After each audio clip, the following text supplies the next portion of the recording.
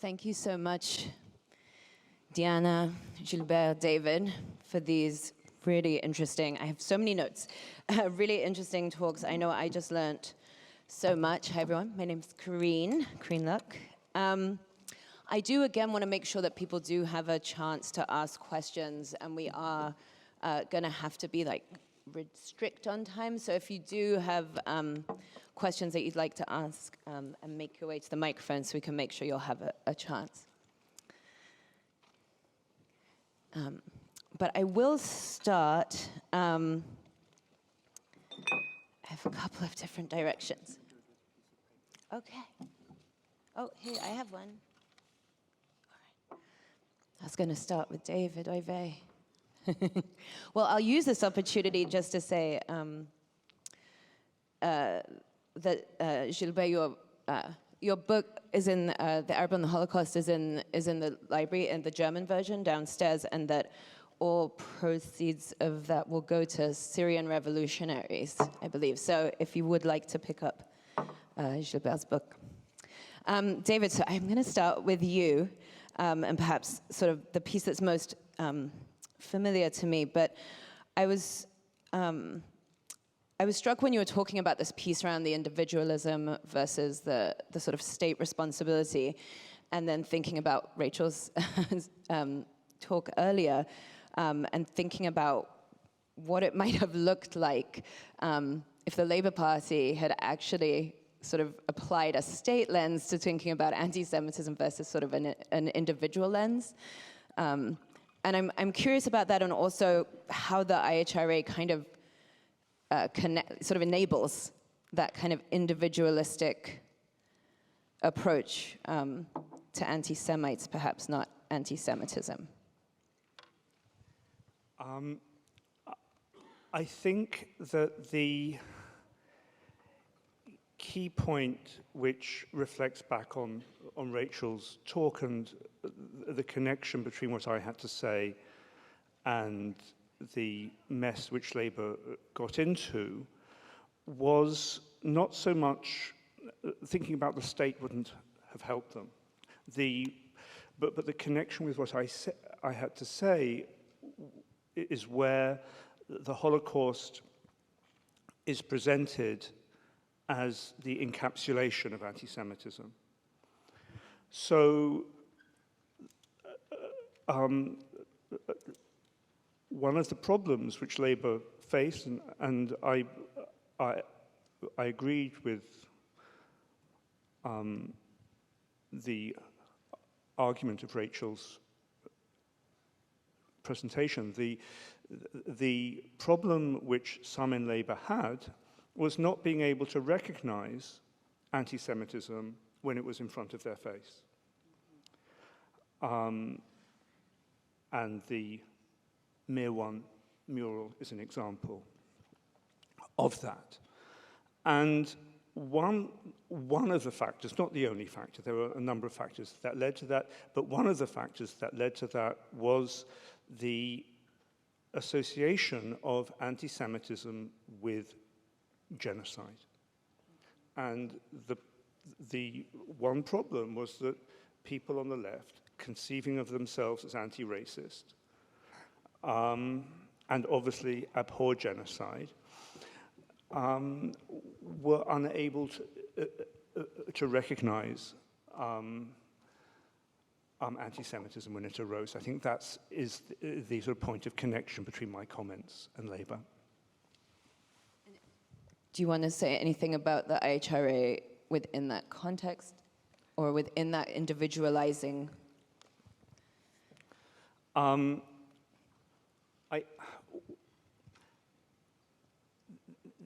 The IHRA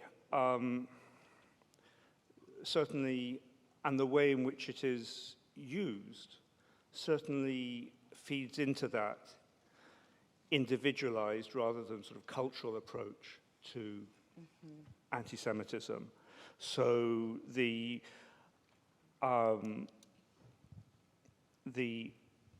political argument very rapidly moved to the question of whether this person or that person was or was not an anti-Semite. It was about their personality, about their character, rather than about language that they had used either knowingly or unknowingly. They didn't. So it doesn't help us to understand it as a cultural phenomenon, certainly. Thank you. I'll just do one question to the remaining speakers, and then we'll go to the mics. Gilbert, I was really struck by this idea of sort of Jews attaining whiteness and then sort of that being taken away from them, and then the Holocaust being another sort of whitening moment. And I think often we think of it more linearly than that. And of course, I think the privilege that's sort of accorded with that assimilation is not that sort of the safety inherent in that is not necessarily something we want to strip away. And yet, I think there is a question of what it would mean to sort of cast off whiteness for Jews, or is it possible for Jews to cast off whiteness themselves right now? Or is that something that would even be, you think, warranted or appealing or necessary to move into the sort of universality versus the kind of particularism?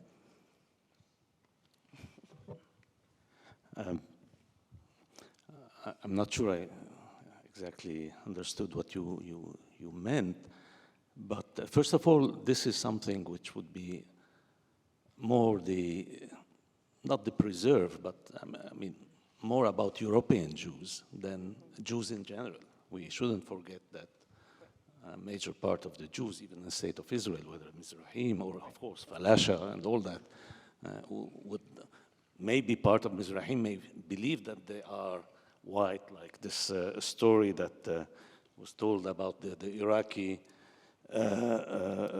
Jew this morning in Poland, visiting Poland. But generally speaking, this is a different story. And I think that, yes, there is the Ashkenazi establishment in Israel is very much for this whitening, very much regarding themselves as white and forgetting about the very long history during which they weren't regarded as Europeans. They were regarded as Orientals or whatever, all Jews. And this is, of course, part of this conversion, of course, of the Zionist far right, in particular the Zionist right, let's say. It's become the mainstream right in Israel, and the European or the Western radical right. But that's also part of what, or relates to what David Grossman called the institutionalized racism of the State of Israel. Because there are several layers of racism in the State of Israel, for anyone who's familiar about the function. There are several layers of racism. It's one of the most, in that sense, the most complex set of racism, different forms of kinds of racisms within one tiny state. And yes, I think, therefore, this idea of white versus non-white and the rest, we'll find it within the State of Israel against the non-Ashkenazi Jews. And we know all the stories, the Falashas. I think there was even part of it in the film of Danny Cohn-Bendit the other day. Yeah. So yes, absolutely, we find the same cleavage, the same dichotomy, and the same rejection of the other. Thank you. I think I'm also just wondering if there is it desirable or necessary for the sort of Ashkenazi Jews to cast off whiteness to kind of separate in the whitening of Jews through the Holocaust in sort of undoing the role that the Holocaust plays in our society, is part of that also casting off kind of the whiteness that Jews have kind of been ascribed to through the Holocaust, I guess, is one of the things I'm wondering. Well, I mean, that's again part of the wrong lessons to be drawn from the Holocaust. That is, it shouldn't be about whitening the Jews. It should be about revoking every kind of racial, ethnic, etc. Discrimination. But you had a whole enterprise of whitening, and Hollywood played a key role in that, and we know that there are a lot of film producers and all that in Hollywood who have found a stake in this whitening of the Jews that Karen Brodsky described very well in her book. And yes, those Jews who, after the Holocaust, wanted to emphasize their whiteness were drawing the wrong lessons. And this is the whole thing that we have been discussing. This was not the right way of understanding the lessons of that. That's the key point I tried to convey. Thank you. Thank you.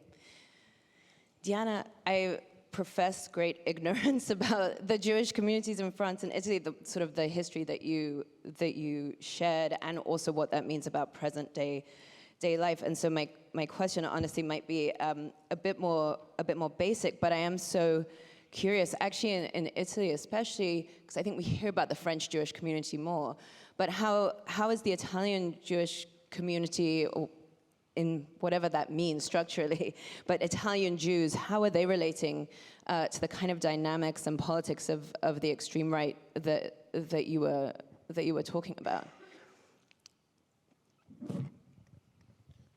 Well, all 29,000 of them have different positions. By and large, they have retained that sort of center-left attitude and have been more open to the question of immigration and racism than many of their equivalents in the French Jewish community who've also suffered different circumstances. So that I'm not saying that the Italian Jews are all going to rush and embrace Giorgia Meloni's Fratelli d'Italia, hardly. And there's great opposition to that. But one can ask oneself the question of when people have, on the extreme right, have understood the mechanics of what happened and perhaps are being honest about saying, yes, we made a mess of that historically, when can a bridge be built? Or can just the differences on migration and equality today make it so that even when they're catching up on their errors, it's not enough and it will never be enough? In other words, can you ever catch up with a train that's left too late? So that would be, but there are, of course, in the Italian Jewish community, very strong, diehard supporters of Israel, whatever happens, and who've taken that position and who defend BDS, or defend the right to oppose BDS, and there are struck fractures there. It needs to be reminded, since he has become a kind of icon of rational humanism, that Primo Levi was a ferocious opponent of the war in Lebanon and was massively concerned about what was happening in Israel. And I think that's worth knowing, because the man who wrote the editorials in the newspapers at the time is often forgotten with respect to the great works he wrote. And then he's become, the Jew of the deportation in Auschwitz. Thank you. I think I see there are other questions up there. Yeah, thank you so much for this trio of incredibly interesting talks. Mine kind of comes from the first presentation, but I think maybe there are threads for all of them. But I noticed that the distinction between the two memorials in the UK, the first one being dedicated to 11 million victims, and the second one focusing on 6 million. And I thought about another point of agreement across political parties in the UK is the treatment of Roma and traveler communities in that country. Both Labour and Conservative politicians at the council and parliamentary level not infrequently campaign on promises of excluding GRT communities and people from public life. This attitude is incredibly common as well across Europe on both an individual level, but notably often at the level of policy and state action. see the recent systematic mistreatment of Roma refugees from Ukraine, alongside racist attitudes towards non-white refugees in general, and especially those non-white refugees from Ukraine. It seems to me that attention to the continuity of this attitude with the policies and activities of the German state during the NS-Zeit has generally been absent from this conference. So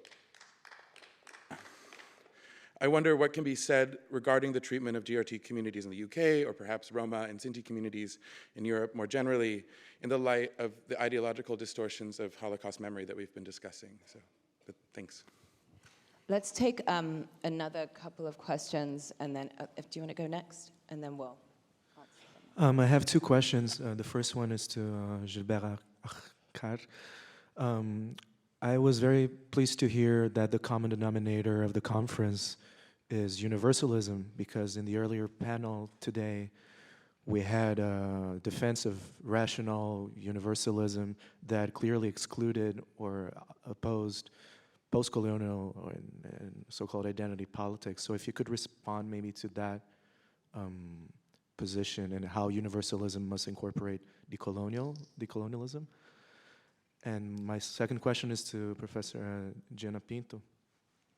And it is, how do you see the proximity between maybe movements like the Indigènes de la République or that controversy around Dieudonné and the Quenelle gesture, how they are also kind of incorporating or some anti-Semitic or gestures? How does that reflect back on French history, and also the position of Jews in the French Empire and in Northern Africa?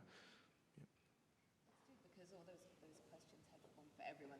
Sorry, let's do those two, and then we'll go back to the mic.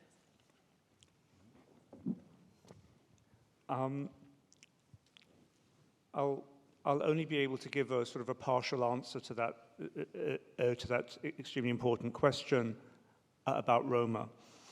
I agree with everything that you say about the exclusion of Roma and travellers in the UK today.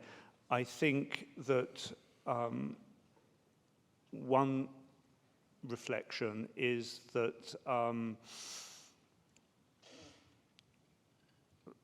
120 years ago,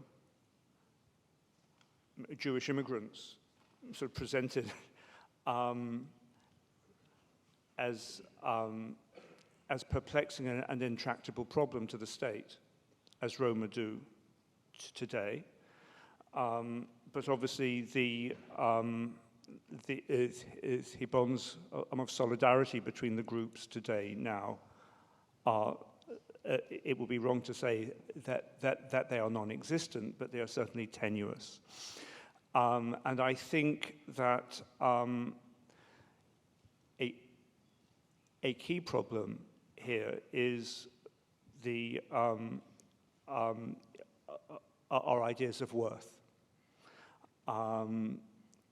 And the ways in which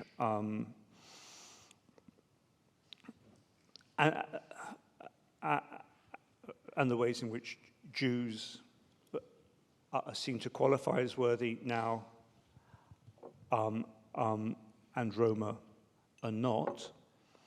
But I think the other point at which it, certainly in contemporary Britain, it's important to think about Jews and Roma within the same frame, is that the racism and racialization of both illustrate vividly the way in which race and racialization is not the same thing as color.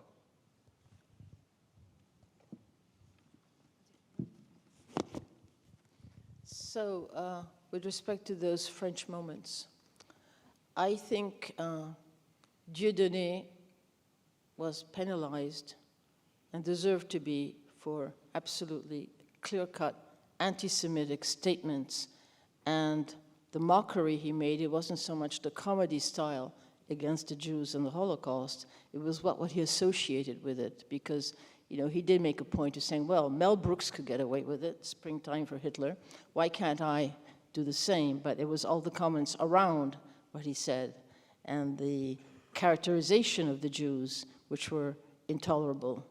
For the quenelle, I didn't say in my presentation, which was much too quick, that there were no anti-Semites in France and that right-wing anti-Semitism had somehow stopped. There are massive amounts. And as for the Indigènes de la République, it is one of the great sore points of North African or Algerian Jewish identity, and the Indigènes, because the Crémieux law gave French citizenship to the Jews in Algeria and made sure that the Arabs of Algeria did not get it.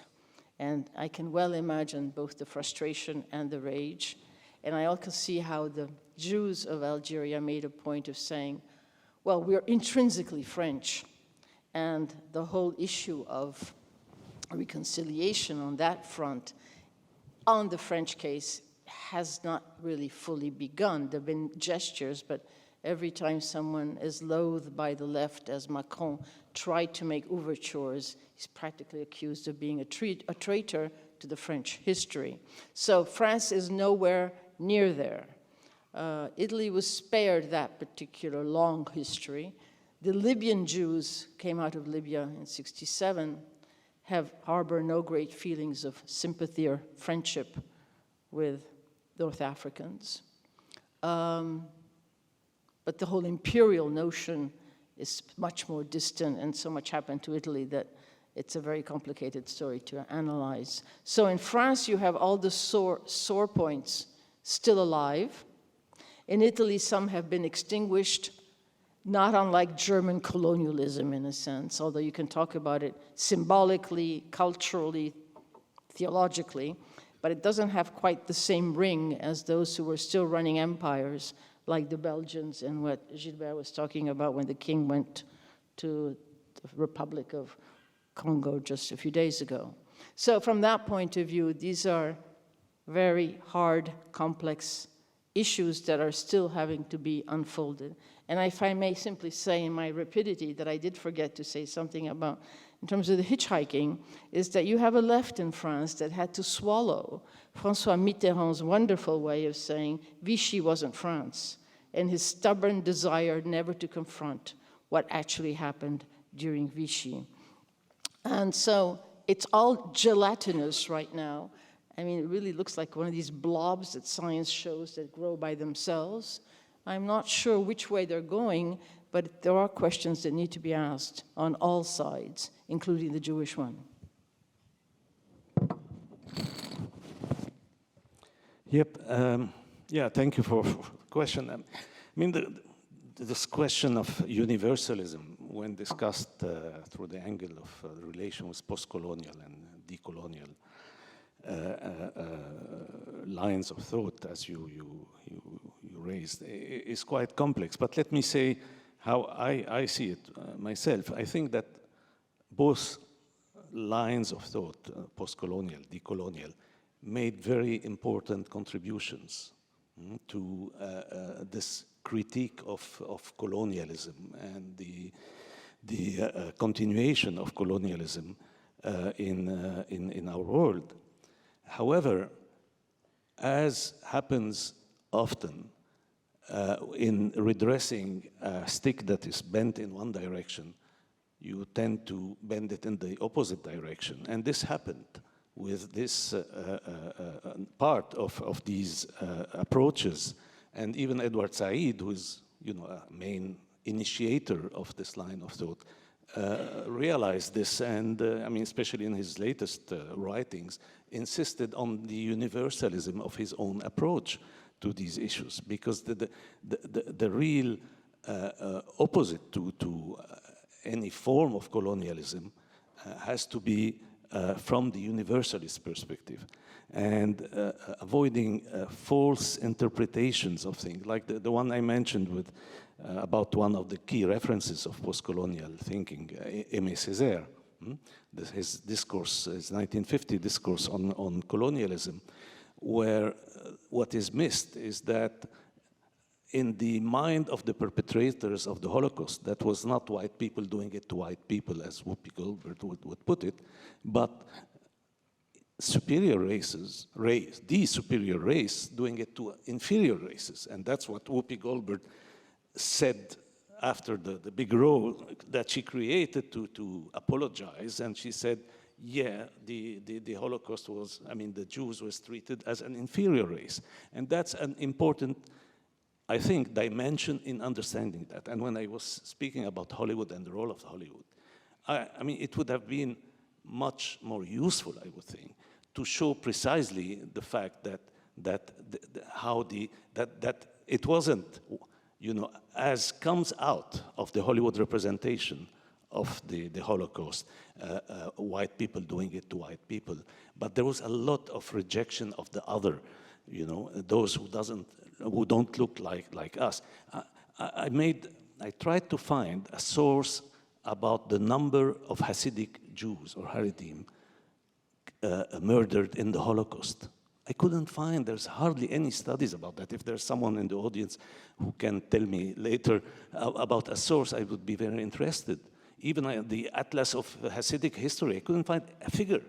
And we all know that there were disproportionately victims of the Holocaust because, I mean, the very fact of their external appearance and all that. And yet this is not there. So, and not to mention the diversity of the victims of the Nazi genocide, which were not only the Jews, as we know. We just mentioned the Roma, the Sinti, etc., and the rest. And we know also I mean, there's a black part of the victims. There are even Arab victims of the Holocaust. I mean, Muslim Arab, not Arab Jews, as some people would like to call North African Jews. So, I mean, this is the key point. And here, I think universalism is the only approach that is really the negation of all that. This humanism, humanistic universalism, we all belong to the human race.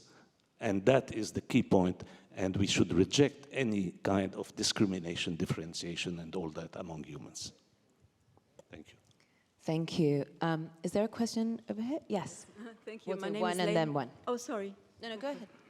My name is Leila Zubeidi, and my first question is actually to the audience. I always wonder why we focus so much on what is being excluded, to be honest, instead of focusing on what is being discussed. I mean, the conference has a certain topic, and the speakers can only cover so much. And I hope it's an open... Yeah, but I hope it's an open conversation where people can add other dimensions. I think we're all included in this discussion. And my second question would be to David Feldman. I think you explained very well what the functions of Holocaust education in the UK are and what the shortcomings are. But to an outsider, to a person who's not really familiar with the UK context, it's still quite surprising that this is the only compulsory element in school education. And as opposed to, I don't know, the history of the royals or maybe colonialism or slavery. I can imagine the reasons why colonialism and slavery are not compulsory, but still, I mean, what's the discourse in civil society? Is there any criticism of this? Is there any meaningful discussions why this and why not other very important dimensions of British history? I would be interested in that. Thank you. Thank you, Michael Brenner.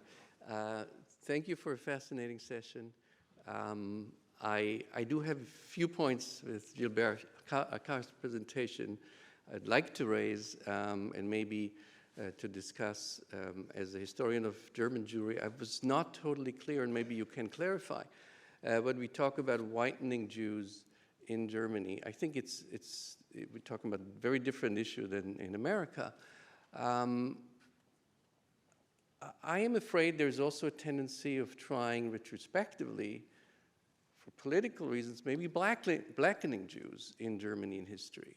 Because I think there was a conceptual confusion, and maybe I'm wrong and you can explain it.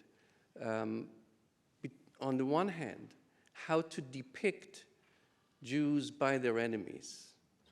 And on the other hand, how they actually blended in reality, into German society.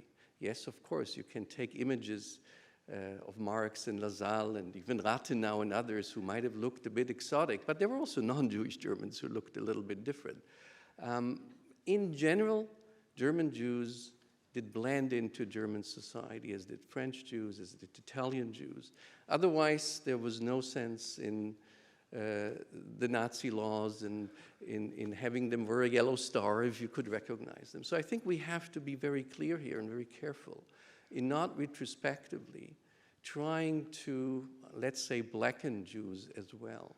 If we want to speak about... I'm just gonna, sorry, just Yes. because we have other questions, Sure, we only have a few fine. minutes. Thank you. Let's take one more, and then we'll just do it all together. We have a few minutes. What I wanted to say might add exactly to Michael's argument, but the other way around. Hollywood did not start to whiten Jews after the Holocaust. The major moving picture that did that was a film about blackface. It was the Jazz Singer in 1929, about a Jew who was able to prove that he was white by blackfacing as a jazz singer, which meant you need to be white to use blackface, to acculturate to this kind of music. And that was an interesting factor in the American society.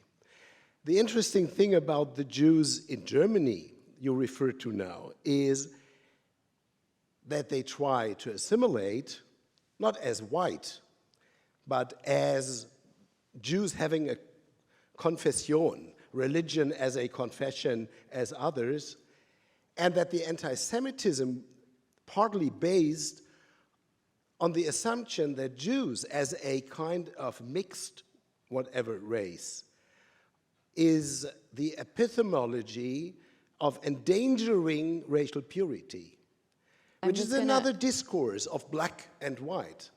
I do want to make sure that, is there a question or is that just a comment? I would just like to listen to your response to that kind of differentiation, because there's too much black and white for me in the space. Well, that's maybe my challenge Diana gave us to the great, podium. thank you.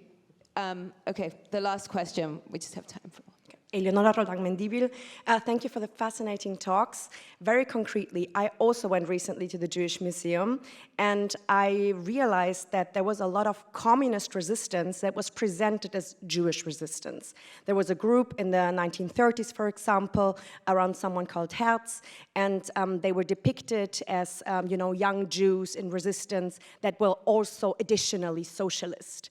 But when I went just on a quick Wikipedia search, I found out that these were youngsters who were actually rejecting Jewish identity and actually stealing from rich Jews in order to finance their underground activities. So also, just as a reflection of something that is happening in Germany, do you see this kind of camouflaging of communist resistance nowadays also as something that we can speak about, because it was young Jews doing this, for example?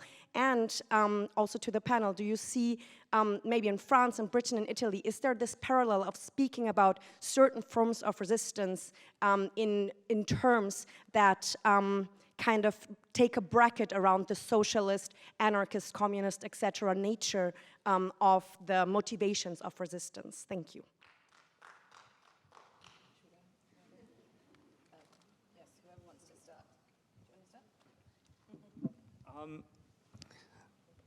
The question about the place of the Holocaust in the national curriculum is a good question, and those of you who are university teachers will know that you say something is a good question when you don't really know what the answer is. And then the thing that one immediately says after that is that it's complicated, and it's complicated. There was a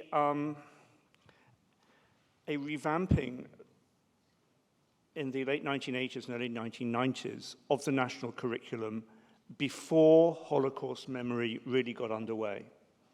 And then elements got taken out of that as well. The Holocaust entered as part of as part of a number of things that needed to be taught about the 20th century, especially about the two world wars and the Cold War and the Holocaust.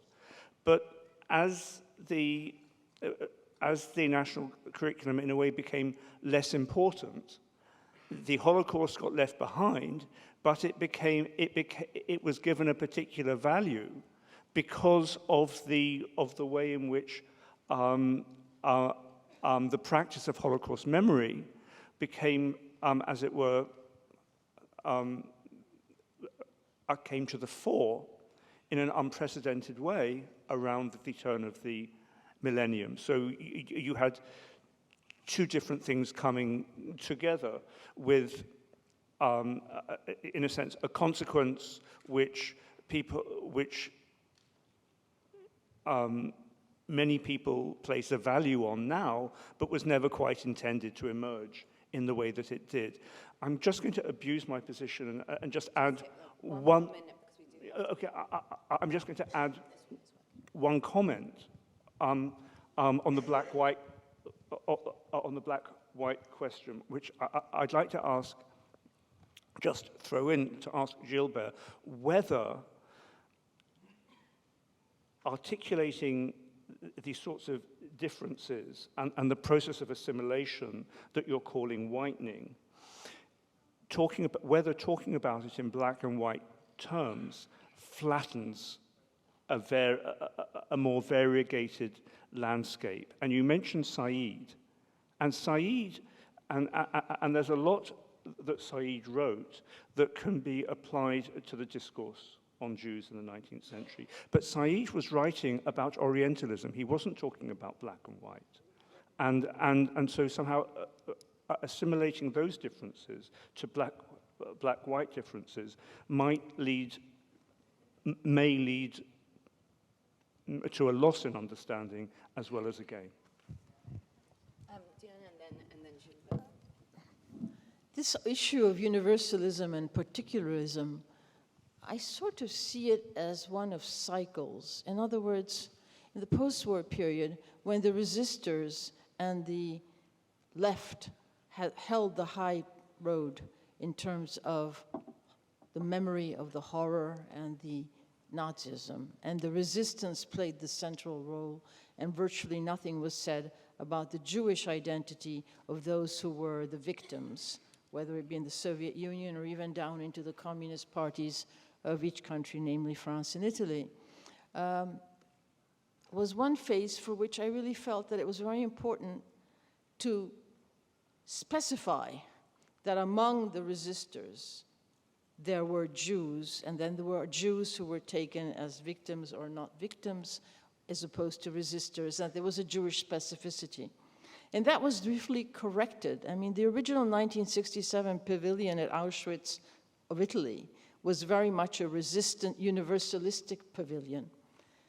And it was corrected to convey the fact, Auschwitz was such done, you had Yugoslavs, you had Belgians, you had Italians, whatever, but there was no mention of, and then there were Zids at the end, the last letter of the alphabet, but there was no mention of the fact that practically every one of those peoples deported or killed at Auschwitz were Jews from those countries. So it was absolutely crucial to go particularistic to understand.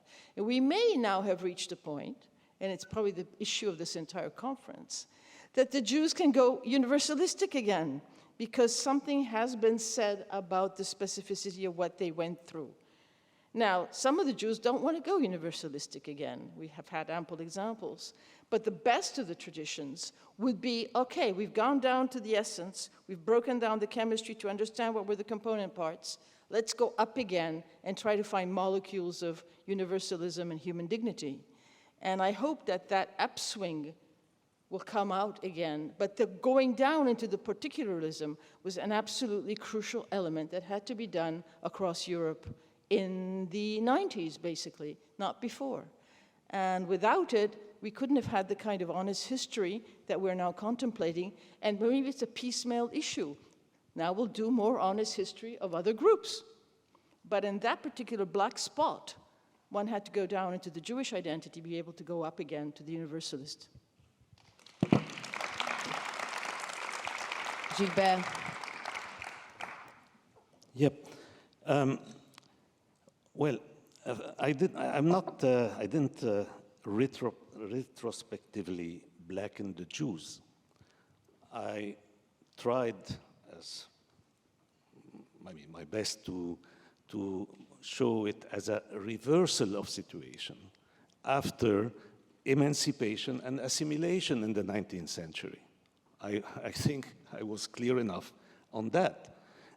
In Western Europe, and this country in particular was one country where this process was quite advanced, which is probably the reason why, you know, the Nazis dealt with German Jews differently until the war, in deporting them. You had deportation, not annihilation, not genocide. Genocide came later with the final solution and all that, as we know. So, of course, there has been an assimilation and emancipation, that's absolutely clear.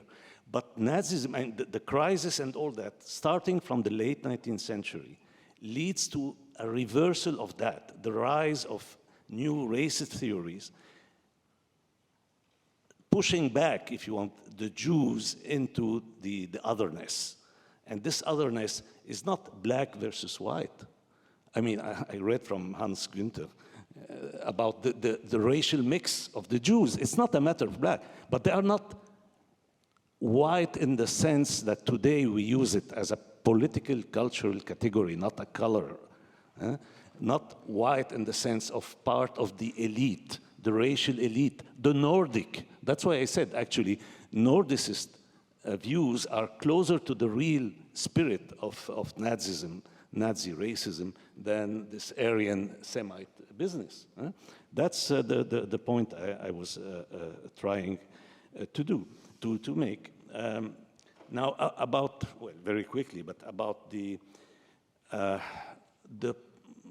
way the resistance can be portrayed in the Jewish Museum, well, what we had, I mean, this city in particular, I mean, was a key demarcation line in the Cold War, as we all know, with the wall and all that. And each side had attempts at negating a certain dimension. I think it was mentioned during yesterday that how in the DDR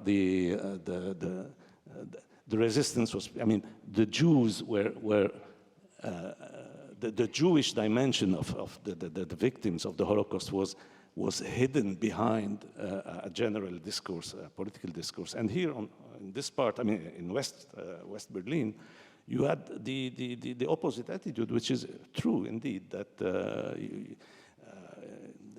the fact that the communist participation in the resistance tended to be hidden.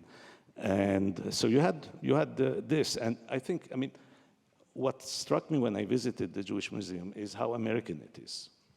Although it was done after, but the conception of it is Hollywoodian and to a great extent. And yeah, that's, I think, part of that. And we have to, well, I think there are other venues like the topography, the stairs, and all that, where you get a much clearer picture of the political and ethnic and racial and all that variety of the victims of Nazism. And that's, again, very important to keep in mind. Thank you. And we have to wrap, I'm afraid. We're going to have about a 15-minute break only and then coming back. So I just really want to thank our three speakers, to Gilbert, to David and Diana. Thank you.